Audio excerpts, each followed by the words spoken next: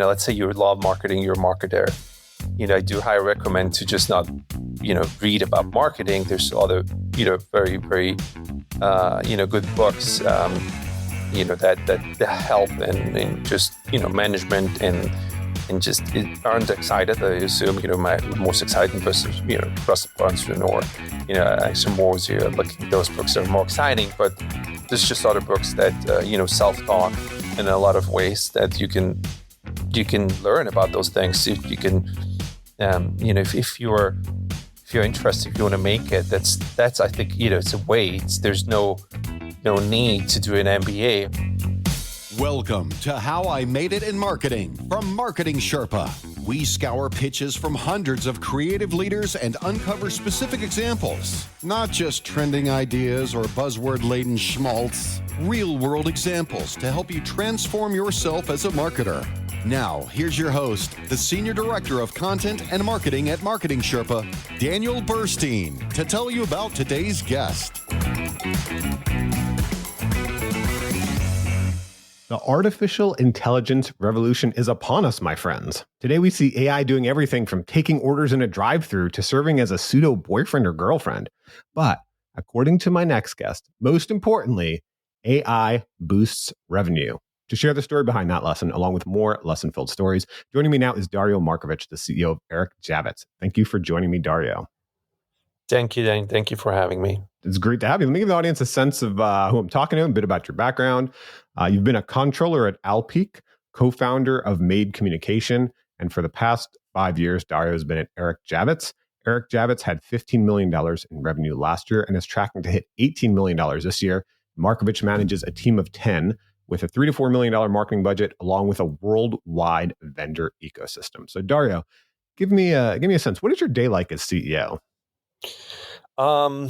Well, I'm a very hands-on CEO, so it pretty much starts with waking up and getting my hands dirty, or if you can say so, on the computer. Pretty much going in and doing some actual work immediately, especially in the morning when you're kind of fresh. So, as I kind of mentioned, I'm hands-on, so I'm digging into the ad platforms that I'm managing, from Meta to Google to other platforms that we use, email marketing, SMS, kind of reviewing last week's or last day's metrics, seeing if there's anything to adjust. That's kind of the first thing that I do. Catching up with the team after that. How's fulfillment going? How's the wholesale side going? And pretty much kind of diving into the day with other tasks that a CEO has to, I guess, do every other day. So, yeah. All right. Well, let's talk about some of the lessons you learned from some of the things you made. I like to say, I've never been in other industries. I've never been a podiatrist or an actuary, but we get to make things in marketing. I guess fashion too. You make hats. You get to make things. So let's take a look at some of the lessons from some of the things you made. Your first lesson is data wins. How did you learn this lesson? So with the time, we started with marketing very early. Until very early, but early 2011, 2012. That's where kind of my career or my interest in marketing started. And then data wasn't as available or as accurate, I would say, as it was today or as it is today, with all the platforms, with all the tools that we have available for us to make decisions. And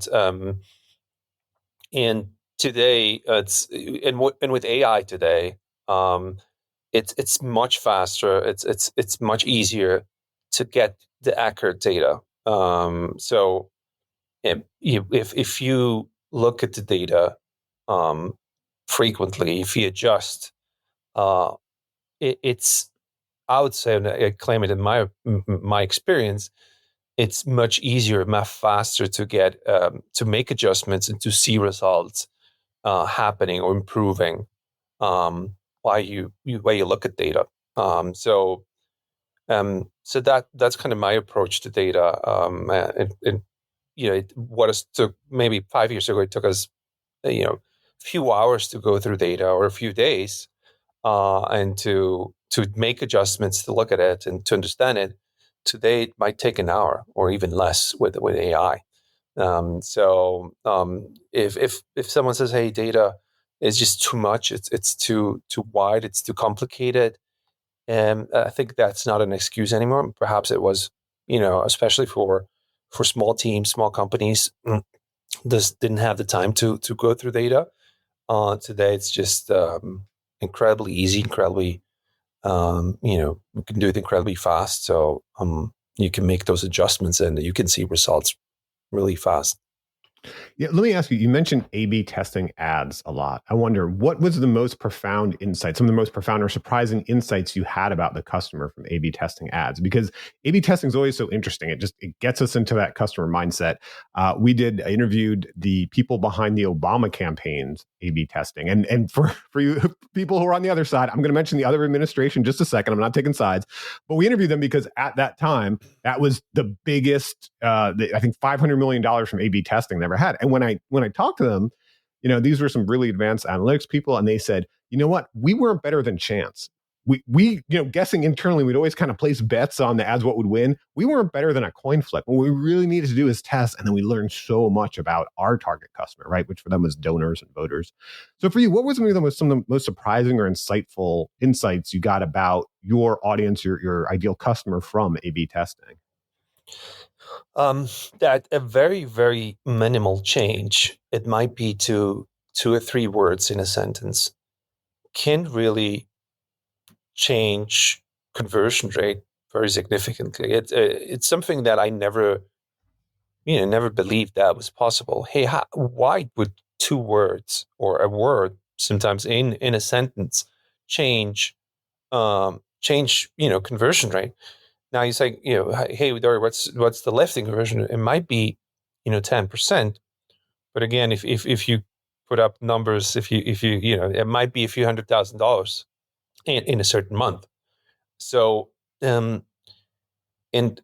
if you don't test it, if you just say, hey, it might not, bring me too much, or it's too time intensive to test those campaigns. Or sometimes we do test. For instance, we use Shoplift on our in our Shopify to test landing pages or test certain aspects of the website at once. And sometimes we do 5 tests and we don't see a significance in it. But it doesn't mean, hey, we should just stop testing. And maybe the 6th or 7th test really has an impact. And sometimes when you test 2 things or 3, especially if you do 1 test at a time, you're testing 2 things, right? You're testing A and B. Sometimes it's perhaps not the best test, so you should go back and test the same thing again. Just different creatives or different whatever you're testing. Sometimes it takes a few times to test the same thing to really get a result. That's something I never did in the past. I just tested it once. Let's say 2 images or two banners with 2 headlines. Now I test the same banners with different headlines or different images, and so on. So it takes time. It takes time to test, to just test and test. Well, is there anything you learned about the customer from those tests? Because you mentioned hey, the power of sometimes a 2 or 3 word change, 2 or 3 words can really change things. I mean, something in our test we found is because those 2 or 3 words change something in the psychology of the consumer. For example, we've seen, the difference between a get headline where they're actually getting something versus asking them to do something. Those are very minor word changes, right? Like fill this out versus get this for filling it out, right? That could be, but that's a huge change in the psychology for the consumer. So is there anything you learned about the customer from those changes? The customer likes to, what we learned of the changes, customer just likes to, it just likes to see himself with the outcome of the product. Or I don't know how to frame it.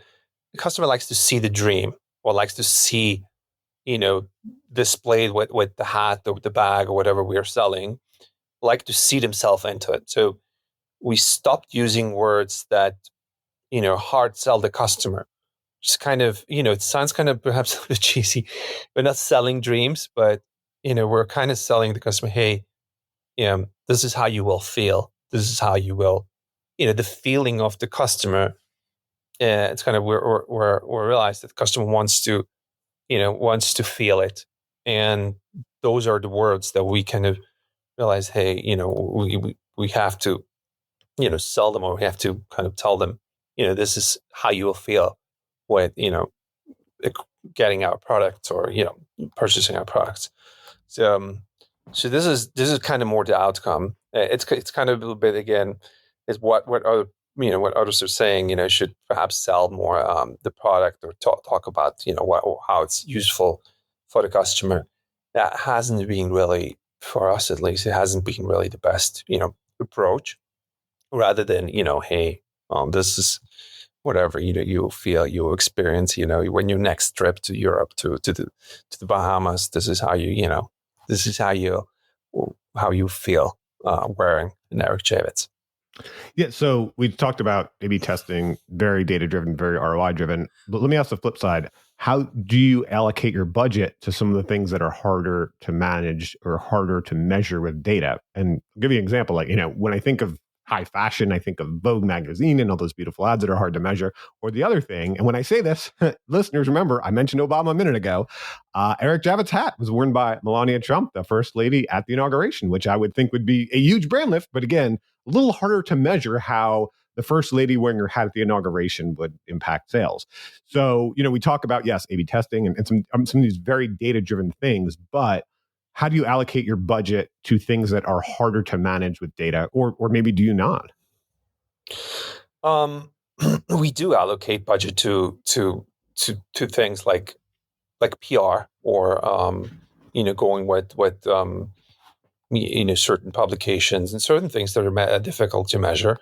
But you're right. The approach, or we're still, I would still consider us as a small company, so we're self-funded, which means we're putting profits back into growth, into inventory, and then just marketing. And so we're the approach we're doing is spiritual direct response marketing.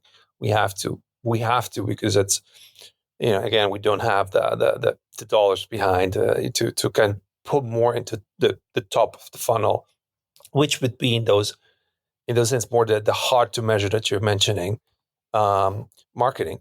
Now, obviously, with the inauguration that we got a lot of exposure. I think we got hundreds of publications across the globe were writing about the hat, the kiss, the missed kiss, the hat, and then there's a lot of memes, and it was picked up by a lot of publications. We got a lot of exposure, and now if you measure that exposure into dollars, and if you would, I know a PR person would say, Dario, that's worth millions and millions of dollars. Obviously, we won't see that in the back end. Now, did we see a big lift in sales? We did, especially for a week. I think Business of Fashion, had us on a call and did a piece about that. And you can read it in Business of Fashion. There's a article about how much lift we got, and what that brought to the company. But generally, it's we do allocate, but I would say it's a very small percentage of our budget that we allocate to those things. I'm not saying, again, those are not important, or you should not invest into those. But just if you want to measure, and if you want to, if your budget is tight, it's perhaps not the best way to just put significant budget to those channels. Again, we're throughout the years we're using Linkbee, we're using other corporations with Merit.Dash, with Hearst, where we're working with all of those publications, but it's really a small piece of the overall strategy. Okay, here's another lesson you mentioned: AI boosts revenue. Tell me how you learned this lesson. Well, we started obviously with the whole AI boom. The first thing for us was, hey, we could use AI to optimize the business, make it more productive, make it more customer centric, so the customer has a better experience. We started, I think, there's a lot of ways to start. We started with customer service, testing. We do a, not sure if I actually can mention that, but we have a collaboration with Meta where Meta with Llama integrates or has a collaboration with Georgia's help desk. And so what we do is we integrated Meta with Georgia's, and we help. So we kind of have a bot. Obviously, it's an AI, but it's pretty much like a human. So it cross sells products. It recommends products. It's much faster to answer. It answers to a customer 24/7. So you have those customers that 10 in the night to 11 and at 9 at their computer searching through the web, and we have our customer service working from 8 to 6 or 9 to 6. So you don't have a customer service agent that could respond at the 11 at the night. So those bots are very good. So they're trained. So what they can do, they can say, hey, I'm looking for this hat. I'm going to my trip for to Europe next week, and I'm looking for this hat. What hat would you recommend? And then it's really good at selling. So that's one of the case studies where where AI boosts revenue for us. There's more case studies, and I think we'll have the time to discuss about those. But that's one of the case studies where AI can help boost revenue.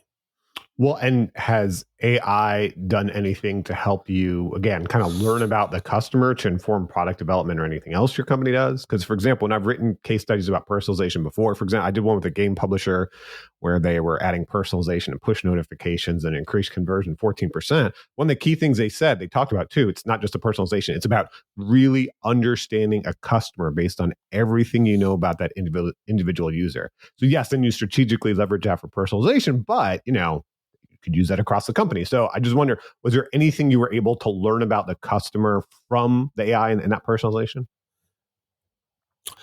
Obviously, we are using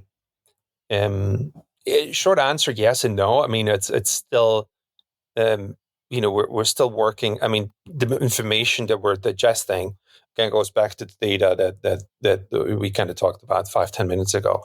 And you can digest more data from the customer, so you're able to filter, to map it out in a different way that perhaps you weren't able a few years ago. So it really depends how you use it down the road. How you connect it onto, how you put it into your ecosystem with Klaviyo, with ads, with everything else. At the end, it still needs brains. It still needs vision behind on how you use it. For us, obviously, we're in the process of just implementing it more and more with different tools, with different tactics.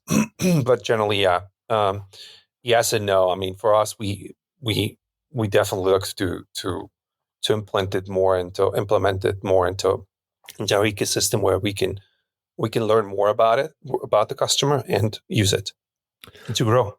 Well, let me ask you too. So you talking about using Klaviyo and ads and stuff, and that's great. But as a CEO of the company, does that inform the actual products you make? And I'll give you an example. I interviewed the founder of The Art of Shaving a few episodes ago. That's not even public yet. It'll be public by the time this one's out.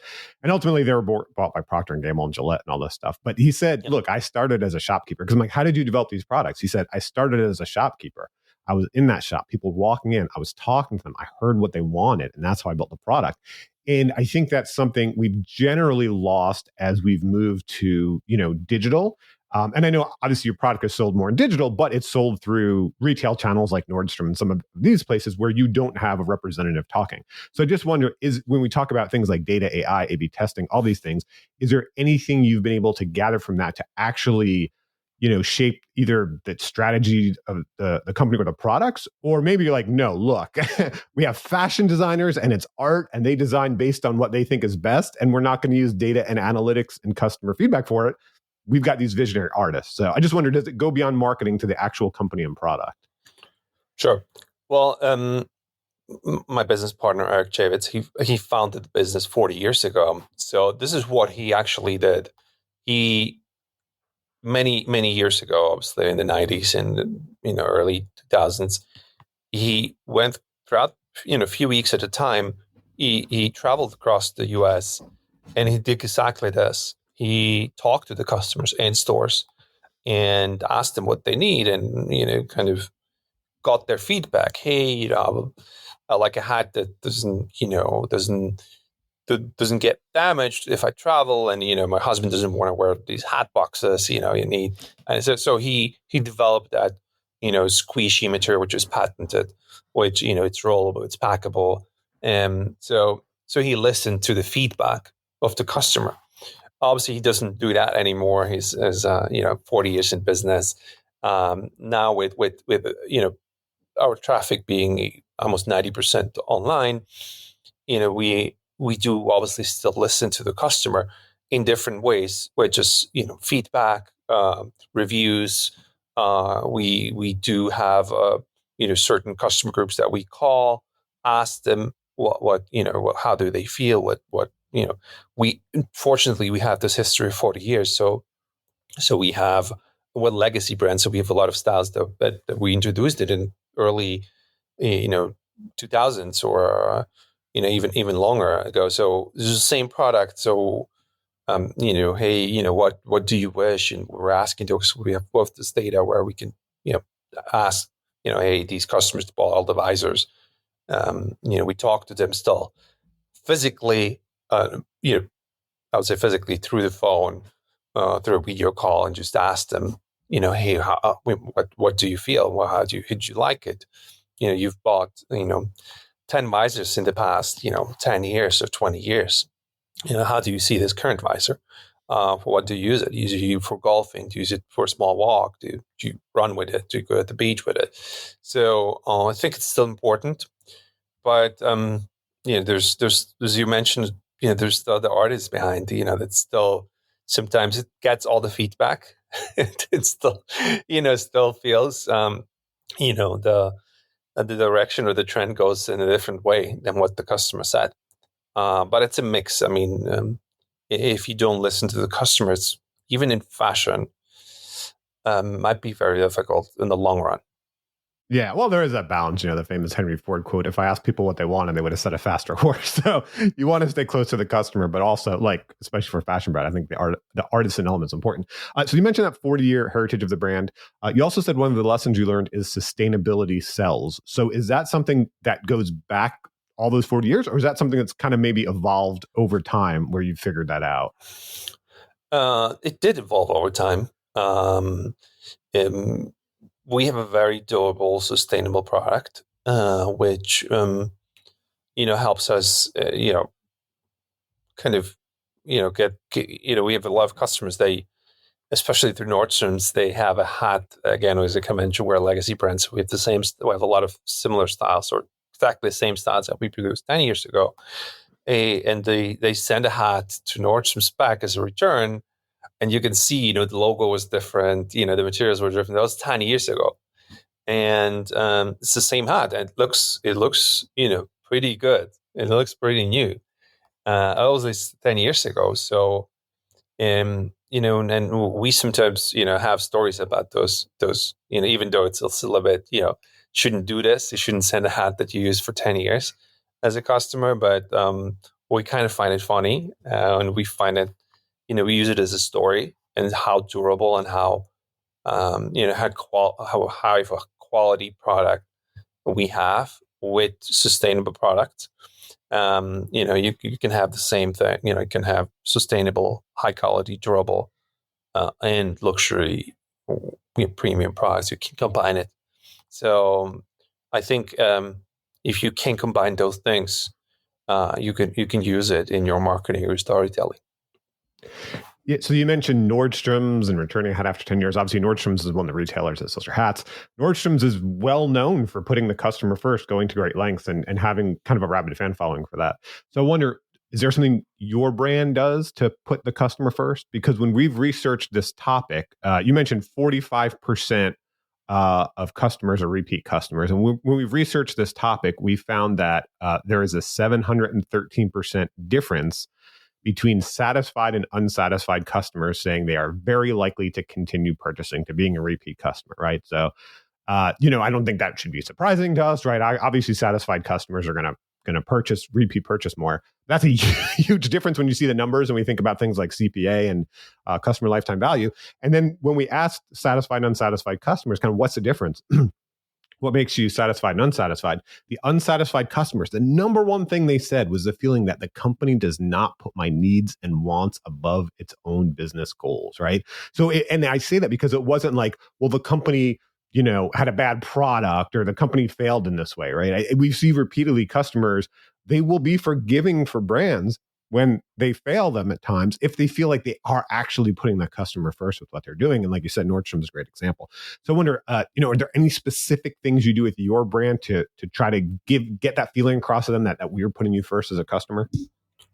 Sure. I do want to, do want to bring that Nordstrom thing a little bit up. Not sure if many folks are aware, but if Nordstrom with many brands out there has there's nothing against Nordstrom's. It's their policy, has a consignment. It's a consignment model, which means they're okay with receiving everything back because they go back to the vendor. Let's just say, I got it back. I have a credit, so it doesn't hurt them. It's a different approach, right? If you run a business, I'm very sure if they would run a business, and it's similar with Amazon. If they would run a business and if someone comes back after 10 years and wants to return the product, and they wouldn't just say yes. I think that has to be, cleared up. It's they want to look good in front of the customer, and so we do.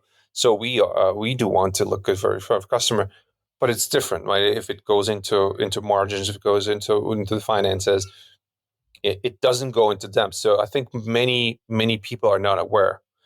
If that happens, actually they don't get a hit.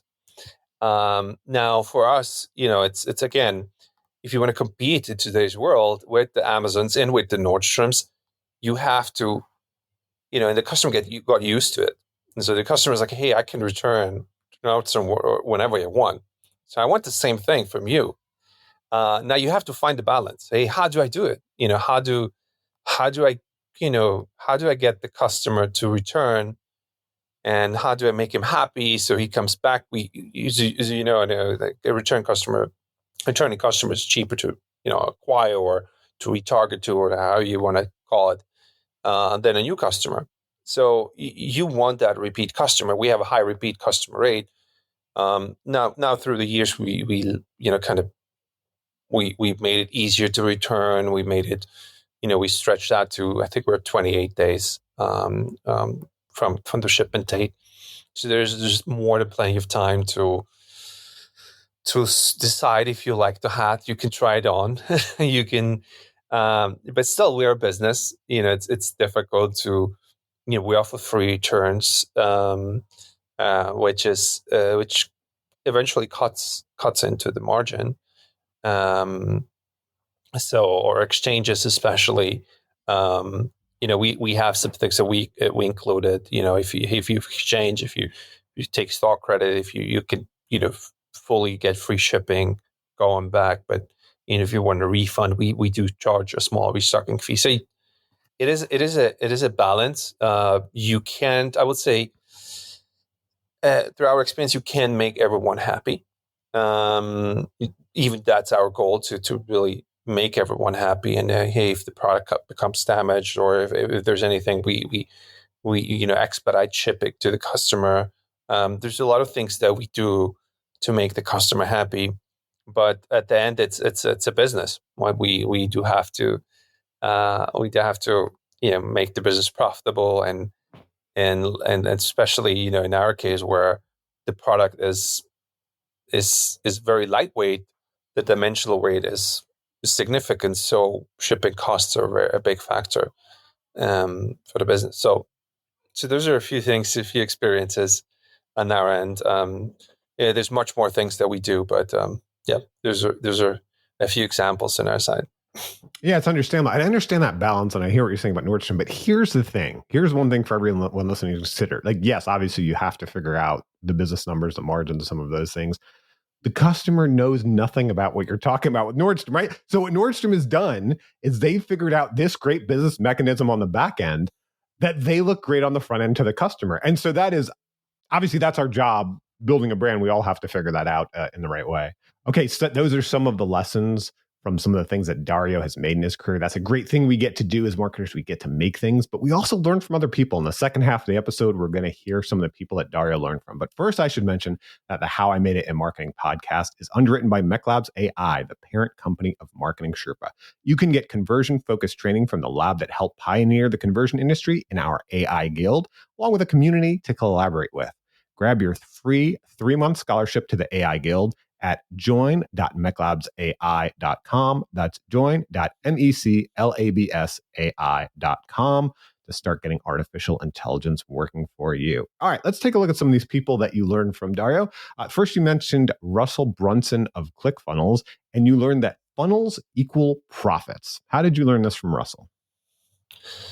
So, well, there's the folks out there that love marketing. I guess it's kind of very difficult to not mention Russell. Russell, Dan Kennedy. It's kind of Russell learned from Dan Kennedy, which is a person that it's the guru or the leader of the direct response marketing. So I guess early on, when Russell started back early in the 2001 with this ClickFunnels, just before that, with the approach and how you now in my case, it's in e-commerce. It's a bit different than creating those funnels that you can sell one product and you talk to the customers in a bit different way, but the approach still is what we're trying to do in our approach and marketing to the people is with the approach on text, on let's say on how you approach it with not just in the visuals on the website or the approach on if you have a tool behind such as ClickFunnels, which folks are aware, it's a funnel builder. And what we do is, how do you talk to the customer? Where do you lead him first? How you pre-frame him? So those are more the strategies that we use that Russell Brunson kind of teach me.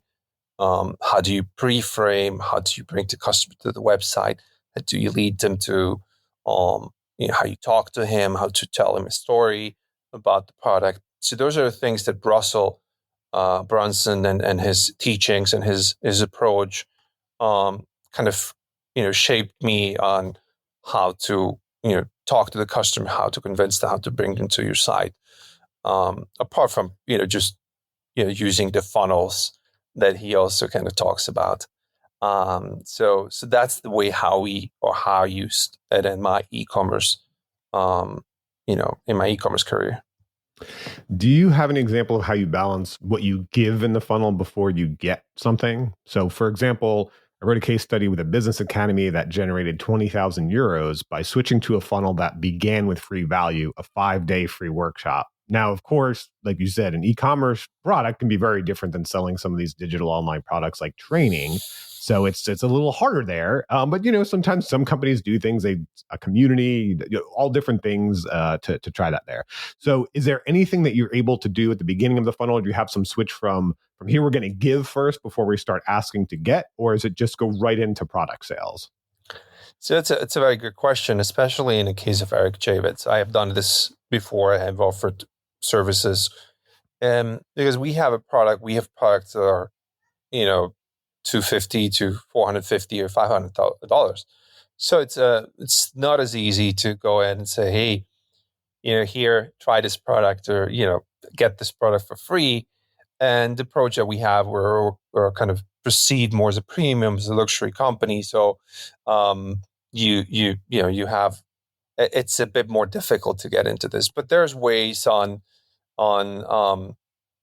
offering customers a certain, obviously, discounts are not the way to that we kind of, it's not the way as well if you perceive it as a premium, but you offer add-ons to the product. Hey, you can use this. In visors, you could use this terry pad. You can use this, which is we kind of tell stories about it that makes your product different. You're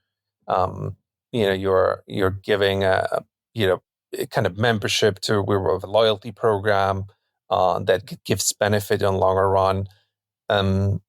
So it's the first, let's say, first kind of hook the customer in with with what you're saying, with offering them a week for free. It's a bit more difficult on a premium luxury product, but there's ways around that you can get them to feel, hey, you're part of a group, of a membership, of a exclusive group of wearing this Eric Javits.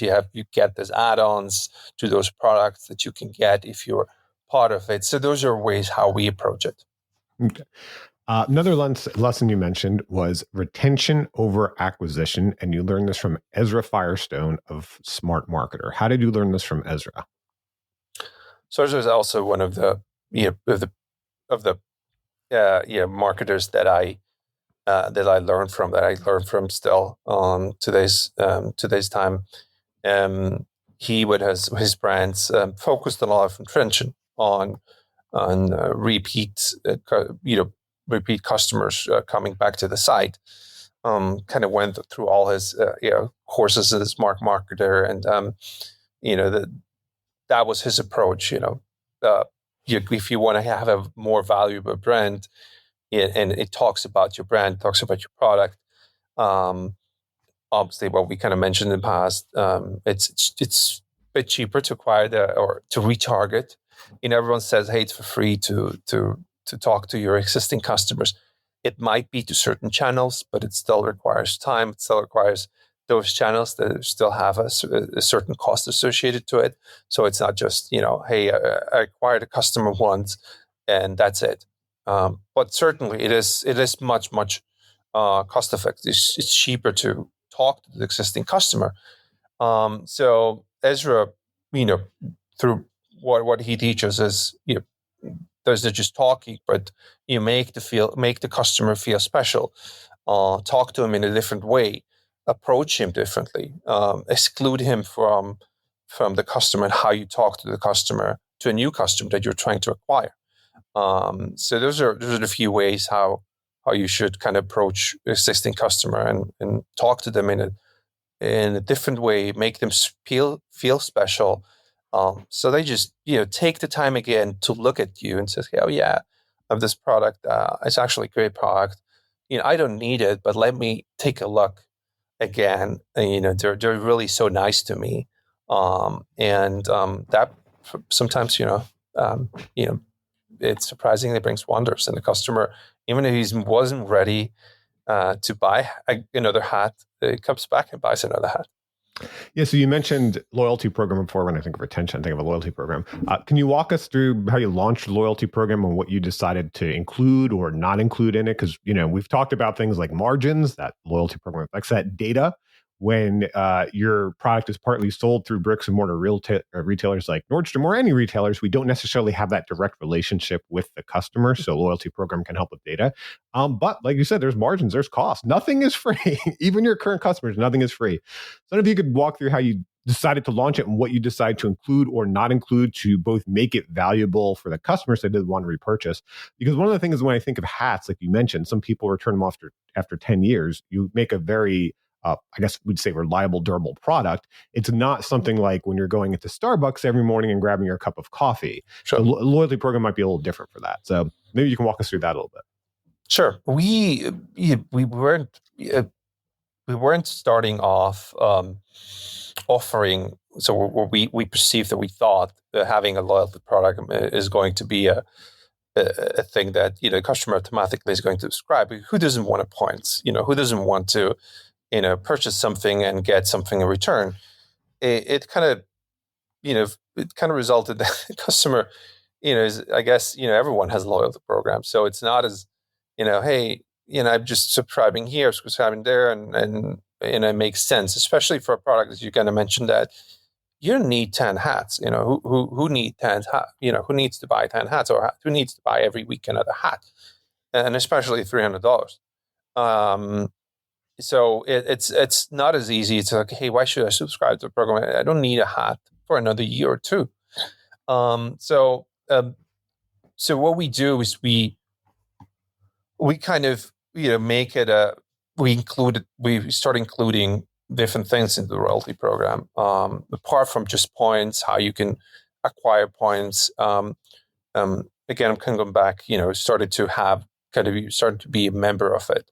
If you start to subscribe, you might get cross benefits from partnerships that we have with other brands, not just Eric Javits. So you might get, with times, much more points just being part of it for a certain time. So, especially for those that, that buy with Eric Javits for a long time, or that have bought from Eric Javits, because we're just recently 5 years doing e-commerce. So the 35 years before that, the customer didn't have any other options than to just buy Eric Javits and the Nordstrom's teams or any boutique. So now they have a chance to, if they bought 10 years ago or the last 10 years, 5 hats from somewhere at Nordstrom's or in Bloomingdale's, now they can buy an Eric Javits. They can kind of, I wouldn't say, because we don't do a lot of discounts throughout the year. There's a way for them to get their dream hat or their hat at with points or with something that they can that they couldn't do before. So there's a few ways that we try to convince them. Just, hey, this is our loyalty program. This is you can get a few points when you purchase. You can use them as as points when you buy again. It's not just the only way. So that's a few things that we do in that loyalty program. We didn't start off offering this, but something that we do more and more right now. And then we offer just additional 5x points, 10x points to certain months. So especially if we see those customers that never bought a fall product, we offer, hey, get 10x points trying our fall product, so you can get your dream summer product in a few months. With certain points. Yeah, I mean, points is a great way to stay. Like, a luxury brand tends to not want a discount, and points are a great way to make sure that you can still give a certain incentive, but not having to discount. You also mentioned sell outcomes, not products, and you learned this from Alex Hormozi. How did you learn this from Alex? So it goes back to what I mentioned as well. What we kind of A/B tested back then. Alex is one of the person that kind of derived from Dan Kennedy, Russell Brunson, down to Alex Hormozi. It's same here. I'm going through his books and his courses. It's what worked for him is not just selling, hey, this is the hat that we have the squishy patent that can roll and you can pack it. It results that the customer doesn't want, obviously it's a good thing to have to mention, not when you perhaps sell, but down to the product page and the description. It's a great thing to have and to mention the extra feature that you have. But it results that the customer wants to feel or wants to see themselves in the product before you even tell them what the product is about or what the product has or what the features are about the product. So that's key. that's key for us, or it was a big changer in conversion rate and just acquiring more customer, getting more customers to that first purchase. It's just not. There's still hats, or I would say hats are under the sneakers. Today anyone, and even 18 years old, pays $300 for a sneaker. Hats is not as it's like, hey, why should I pay $300 for a hat? So you have to do different storytelling, different approach on, sell them that experience, wearing that hat and how that might change them, how they can feel, how they can be perceived. So this is one of the important things that we changed then, the approach how we do marketing. Yeah. So how can we reframe our messaging, focus on tangible outcomes customers can expect without just devolving into hype? Like, when I've written about this before, I don't think I came up with this. I think I heard this from someone else, but help, don't hype, right? Everyone wants to be helped. No one wants to be sold. When I think of some of those direct response lessons are great, but like an example you use with the direct response, it's reframing 8-week training to scale to $100,000 a month in 90 days, right? And so there's certain things that you can do in like direct response for like information products online and stuff that kind of fall more towards a hype. But like I was mentioning with luxury products, somehow they find this balance where it's like, it is very hype filled because you see these just dripping with luxury. But there's never any hype claims, right? There's never those types of words used. Like you will have this person, you will be, seen as the best person at the car line or whatever. It's nothing like that. It's just that resulting experience. So especially where you're, doing a lot online now in e-commerce, how do you reframe that messaging and focus on the outcomes, not just the product, but don't get into kind of some of that hype language that works for some direct response, but I don't think would work in luxury. I think fashion has a bit of a different, kind of advantage, I would say, field, because fashion, at the end you wear it, you show it, and today's Instagram, TikTok world, you see everyone. You're kind of scrolling through, you're just seeing those people wearing that fashion. So it's a very visual product. It's a very visual, pre-framing people in a visual, not just, hyping or just like using the words on, this is how you will feel. There's a lot to do also with visuals in fashion.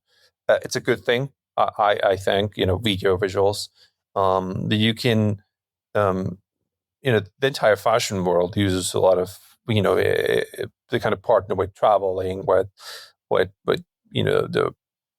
tourism industry, with hotels, with, the experience, with how you, how you might feel. So the customer sees all of those, this content that they use online, and fashion is part of it. Whereas sometimes it's not the focus, but people wear fashion, right? You have to wear fashion.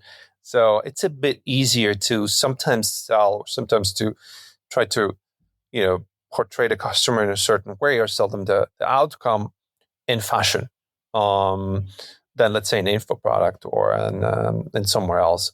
So visuals is a very, very important thing in fashion. Obviously, without visuals, and we can't sell fashion. But I'll argue that in visuals in fashion are very, very important, and how you put those visuals into place, how you combine it with text has a lot to do with selling that outcome. All right. So we talked about some of these specific lessons, but I want to ask you at a high level, like what skills that you had as a marketer did you use to actually run the company? I wonder if you could tell us about that story a bit, because there's a lot of marketing leaders that are listening right now that want to grow into that overall CEO role, not just see it come from the CFO or wherever else. And I think from what I know about your story, and I don't know how much you're able to share, but you've done something very impressive where you've been able to both, I think, reduce cost, increase revenue, and not do this for, again, just some, what we see a lot like software-based products, but you have to run a company that actually makes a physical product, makes a physical good, has to make it very high quality, and has to sell it through many channels, not just e-commerce. Like we said, you have all those retailers to work with. So I wonder if you can, I don't know how much of the story you can share where what skills you took from your marketing background that then helped you to get into all of these other elements of the company where marketing, brand, and launching the e-commerce channel were important, but there's so much more involved. Sure. Well, I guess the little small advantages I had, I was coming from more the finance world. Okay. I know you had that controller background, right? Back in Europe. So it wasn't that fun. It wasn't that exciting as marketing. I'd say it was very boring, something I didn't like at all. Something I said I won't do anything with it anymore in my life. But it ends up helping me. It ends up, being something as of useful for me. So I want to sugarcoat it and say, hey,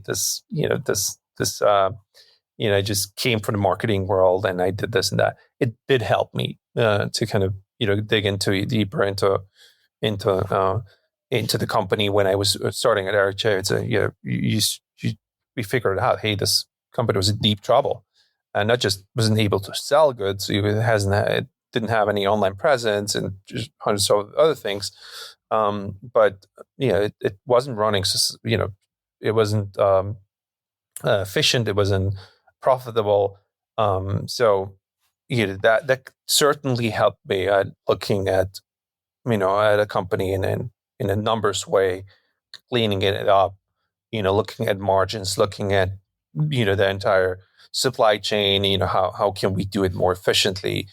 And at the end, it's a lot of it's not just for those that don't have a finance background. If you just let's say you love marketing, you're a marketer.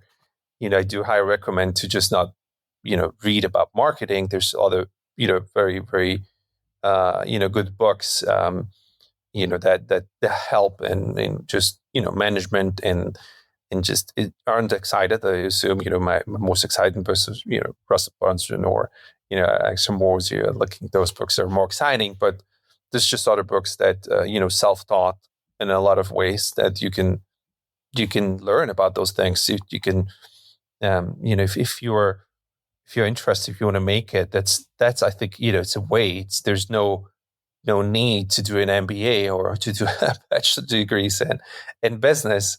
It's not a need. There's no need at all. You have very good books. In today's world, you can get something. You can acquire a skill by doing that only for 2 or 3 months. It's very important, and you can acquire sometimes skills much better than going 2 or 3 years doing an MBA. So those are kind of the ways, and I would recommend someone that's just coming from a marketing background. I mean, he wants to getting to the role like this. But I would claim that marketing is one of the most powerful ones. So if you're good at marketing and sales, I think you have a much better advantage than someone that comes from a finance world. So you have a better base. So if you go, I would say you're here. If you go down to the other parts, like you could make it easier than if you start as a in the finance world, you go up to marketing, which I actually did. But my passion was always, I guess, for marketing. So that's some of my advice. And it's sometimes you will never be prepared for a role. I wasn't aware about what is all involved in fashion with hats. I was in the fashion. I didn't come into Eric Javits and hey, I was reading another fashion brand for 10 years in the past, and now I'm coming into this role, and I know it has a lot to do with obviously common sense and just being self-taught and getting into it and adjusting to the things. But if you have sales and marketing strong, it will always keep you at a certain level, and you can catch up on other parts. Yeah, no, and that's a fair point too about your financial background. But I wonder, are you able to maybe like in just a quick 2-3 minute story, share about what you came in and did, how you cut revenue, how you cut costs and increased revenue and added a new channel? And I just wonder, like you mentioned, that's really good, your financial background. Was there a key marketing skill or two that helped you in leading the overall company? Obviously, we've talked about many that led to specific campaigns, but to be able to come in and say, cut costs, increase revenue, and just deal with all the things you had to deal with, I would think some of the kind of what we might call the softer skills, obviously the hard financial skills, communication, messaging, I don't know, some of these things, brand awareness might have helped you. Sure. I think what helped us, or how I kind of what helped me is we focused on a few things in the beginning. What made us the dollars in orders to, I mean, it's easy to cut costs, right? Anyone can say, you cut this, cut that, and you cut cost. But how you keep rising, how you kind of get more sales, get more profits, is about focusing on just a few things that move the needle, I would say. Especially if you're lean, if you come into a company where it's $1 million in debt, then you have to do something. You have a few weeks left. Say, hey, take the strongest horse, I would say. Take the most obvious thing. Just focus on this for 6 months. And now we do hundreds of things. Now, obviously, we're profitable. We grew, 4 or 5x what we were in 2020, but we didn't do anything of, we didn't do 80 or 90% what we do now. So we just did 1 or 2 things. So identifying that, that part where that makes your brand or makes your channel or makes your company grow and moves the needle, I'll say is very important. It's the key. For us, it was Facebook, it was Google, it still is kind of. Now, would we be just doing that, what we did in 2020, we wouldn't be here today with this, growth, just doing that. That's clearly, but it's still, the most important, on one of the few more important things that we, do at the company. But back then, it helped us to survive, to grow to a certain level, and being able to start to implement other things. So identifying those few things that helped us, kind of stay over the water. That's kind of the key. For other brands, it might be something different. But for us, it was 1 or 2 things, and then we didn't have an email list. We didn't have customer service. We didn't have oh my God, we didn't have a return platform. We didn't have an ERP. Imagine, we didn't have all of this. We did not have it. So someone would say, "How you run a business?"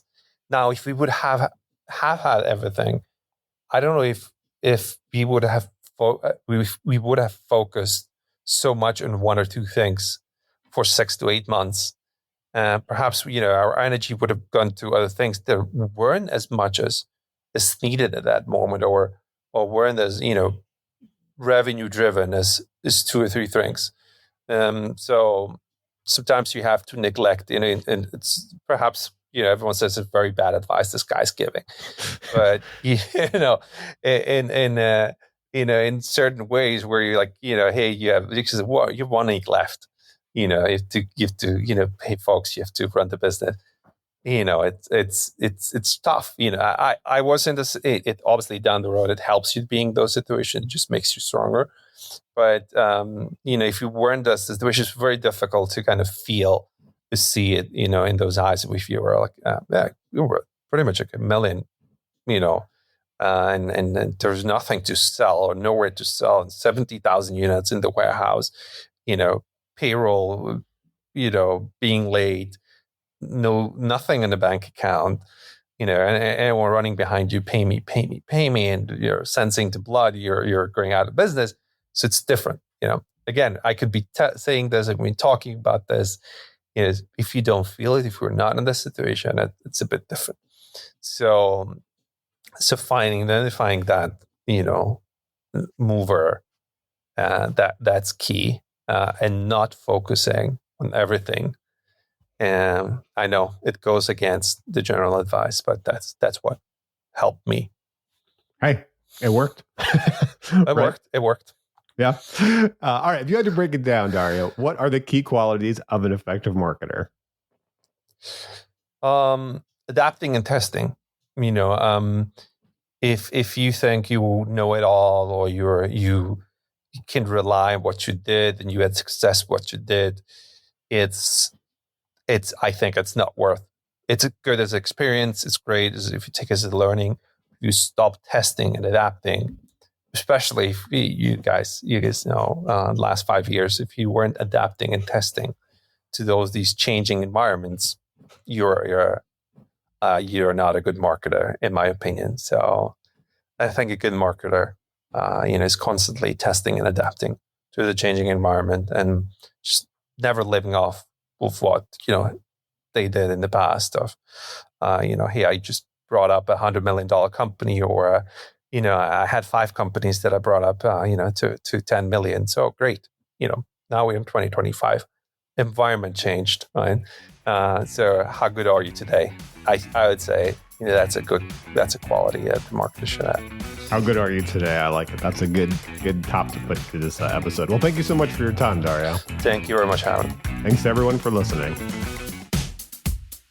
Thank you for joining us for How I Made It in Marketing with Daniel Burstein. Now that you've gotten inspiration for transforming yourself as a marketer, get some ideas for your next marketing campaign from Marketing Sherpa's extensive library of free case studies at marketingsherpa.com. That's marketing, SHERPA.com.